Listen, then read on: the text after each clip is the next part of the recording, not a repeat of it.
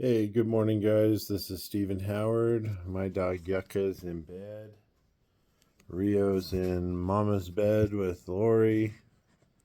And I was just thinking about what's been going on the past couple of weeks. And, nobody's talking about Maui anymore, or they're doing very little about talking about Maui.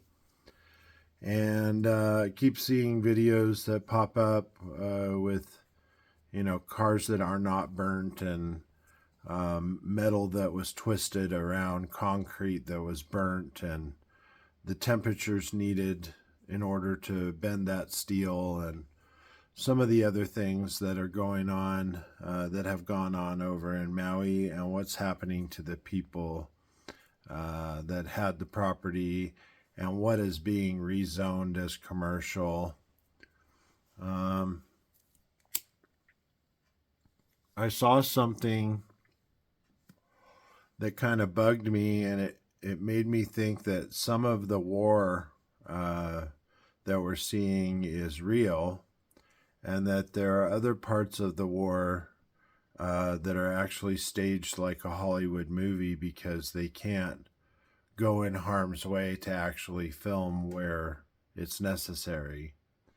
So they're actually hiring people or using people and staging events to make it look like this or that. And the bombing that I saw also could technically be some sort of light show at night. Also, the sounds that are involved, and then there's people that are on both sides. Even inside of families there's people that are on both sides, and then there are people have the unique ability to put themselves on both sides and are kind of in the middle somewhere. So it's been really interesting for me to see what's happened over just about a week and a half, maybe 2 weeks. We're coming into winter, and I know that one day it's going to be 70 degrees, and the next day it will be 21 degrees outside, and we'll have a 50-degree drop. My dog was just barking at something, and we've had quite a bit of bear activity up here at the property. We put our garbage in these bear-proof garbage bins, lockable, and the bears can't get in there, and believe it or not, they step on top of it and try. You can hear them at night, and then the dogs bark, and then I get up and a bear is roaming off. We try to take our trash out as much as possible, and I've got some cleanup in the yard to do, some raking and a little more raking down the driveway. My metal building, I built this wood shed, and woodshed's been going really good. We got a new American flag uh, on Lori's birthday, and we get our stuff at Goodwill. You can find great deals. I got an American flag for $2.99 at Goodwill. I've been growing these plants since April. They started in a little cup, and it's now harvest time, so I'm probably going to take this one down in about a week or so, but it's looking really good. This is a Gorilla Glue. Beautiful black-crested blue jay just flew over there. And yeah, this is off-grid living. I'm supposed to be talking about, one more thing. When you harvest your plants, leave a little bit of plant there, and that's all regrowth. That's regrowth that happened in the past week and a half, and I'll have another little mini harvest from that. Collect your rainwater. We're in states that it's legal. Collect your rainwater off your roof. Collect your rainwater, and we put it into a big barrel, and we use it to flush toilets and rinse out sinks and stuff that is non edible water or gray water. There's a controlled burn at the top of the hill. It looks like they're finishing their controlled burn. There's one way down the valley, so it's pretty smoky today. But beautiful sunrise this morning. And it cleared the decks really good, so snow removal will be easy. It'll slide right off.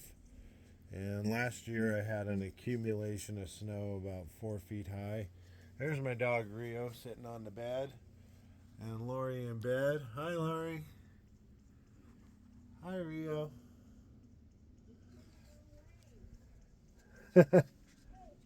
What? I can't hear. Hi.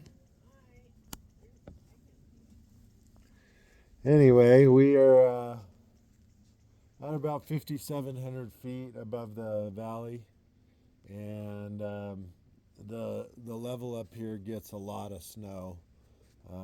The snow stacks up. I have some measurement poles and pilings, so we can kind of see where the snow measures up this year. But getting prepared for winter and having the right stuff, and getting your food stocks prepared in case something were to happen. And people are going to start ravaging the markets again, especially with the threat of war. And what happened to all those people that were in the World War I and II? All the women and all the young men that weren't able to go off to battle actually went and learned how to build airplanes and build stuff and make munitions. So I think there is a way to make yourself useful. And for me, up here, it's safety. Having the safety of living off grid, and the people that are up here protecting your neighbors and protecting the people around you, and just being there for people. Got a cute little chipmunk peeking out of my woodshed. They've all made their little nests in there, and so they have their winter home. And just getting prepared, being prepared for whatever happens, being watchful, having boundaries, having safety, having protection, having the dogs. There's 5 things on my hand that I pretty much try. There's about 4 chipmunks up in my tree right now, enjoying the sun. You can see those little dots. Wish I could focus in for you. But 5 things. So shelter is first. So you have shelter in your house, but what do you have in your car? If something were to happen when you are away, what do you have in your car? So I have a 4-season tent. I have a couple sleeping bags. I have food for about a week. And it's all real small and lightweight. I have a backpack, a bug out bag that has some warm clothing and some different stuff in it.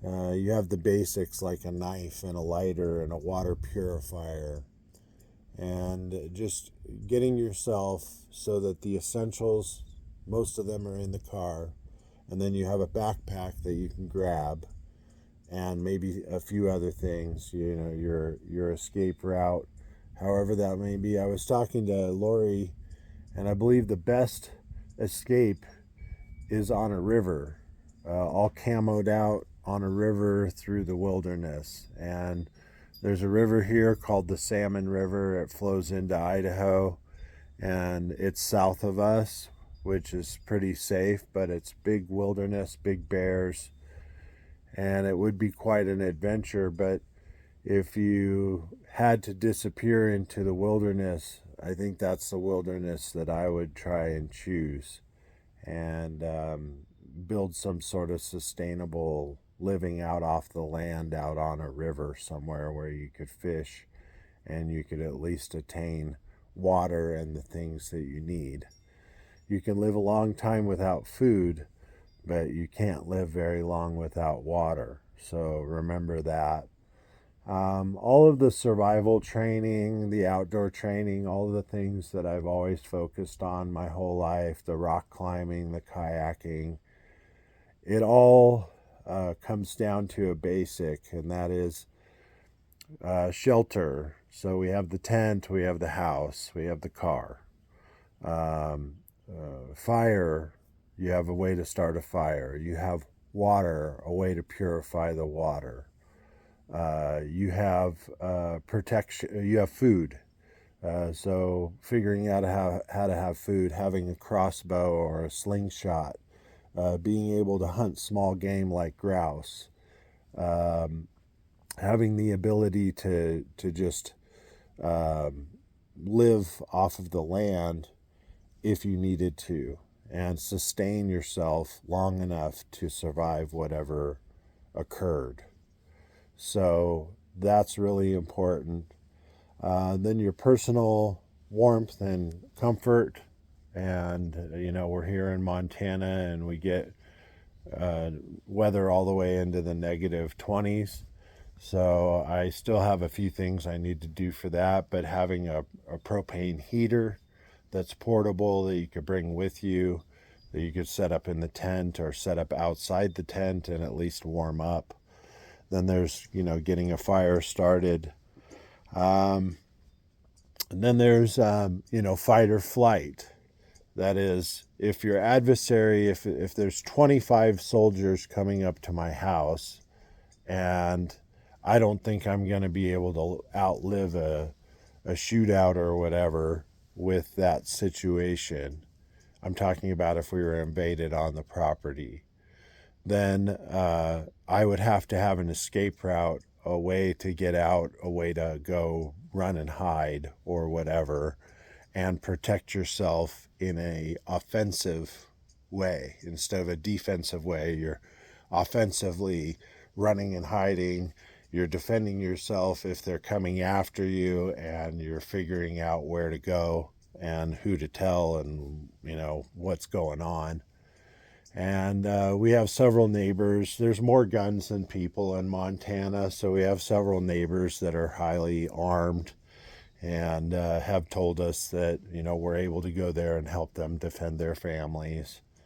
And I think that having a game plan, even for a small incident, what if somebody came over and was pissed off and wanted to do something? What would you do? Plan A, plan B, plan C, and having those already in place so that your family can safely exit or do whatever. So having some tactical knowledge and some plans, and then without being ultra paranoid for designing all of this and being, a prepper or whatever, and being paranoid in society, I come at everything from love and kindness. I mean, unless you have a gun in my face, I don't think I've got a problem with you. So, basically we're here kind of like, okay, when's it going to happen? But that causes anxiety. So you have to stay grounded. You have to stay understood. You have to keep communication open with your friends and family, and realize that everybody's got an opinion of how things are going to go down or what's going to happen or how it's going to happen. And then this is all a projection of fear that was put onto us by the media, by what we see on TV or wherever, or hear on the radio or in the podcast or online. These are all introduced thoughts that are not ours. So if you don't watch them, but you still have these tactical plans, and you still a part of these things, because that's just the way the world is, and you have to protect yourself, but also heal and love as many people as you can. So if you do all that and you just start doing that in baby steps, if you don't have a lot of money, go to the Goodwill, get a sleeping bag, get a tent from Walmart, and get an extra tarp so that the tent doesn't leak. If you can't afford a four-season tent, if you can't afford certain things, or you haven't made the plan yet, or you're way behind, don't worry about that, because there's other people that you can help. You can help protect other people. You can help feed other people. You can help your community, and your community will help you. There are people that will help you. The people that helped me to get where I am here in Montana. It's very important that I show appreciation. I'm so grateful for what Grant did for us up here, and I returned the favor just by building a woodshed that it's not special, but it's special, and it's decent, and it works for what's going on. And if you had to demo it, it'd be really easy. And it's all material that came off of the property here anyway. And take your time, every day. Because I'm injured, I only have 20, 30 minutes at a time. So take your time. Take it in little baby steps, and clean up your place. Get room for the supplies. Try and reorganize your stuff and see what you have, and see what you don't need, what you could donate or sell or give away. And, figure out those things in little steps. And within a month, you'll have major, major improvements. So that's what we're doing. Trying to get ready, prepared for winter, but also, if there was a problem, being able to fight or flight. And where would you go? What would you do? How would you do it? Those are all important things. So, love and light, guys. I hope you have a wonderful day. The divinely guided message is, don't believe everything at face value.